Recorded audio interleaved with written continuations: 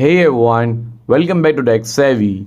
In today's video, I am going to show you how to stop people from tagging you on Facebook. If you are tired of getting tagged in random posts or photos, I will show you how to control it. So let's dive right in. First, open up the Facebook app on your phone.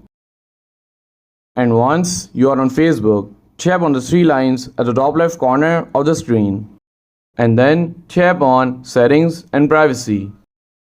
And then select Settings.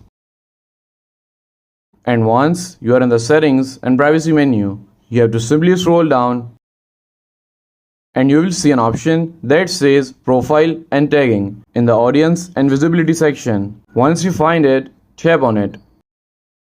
Now scroll down a little and you will see the Tagging section. Tap on the first option from here and simply select Only Me.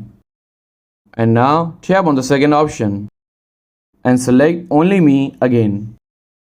And once you have done that, scroll down a little to the review section. Here you will see the first option that says Review tags people add to your posts before they appear on Facebook. Simply toggle this on.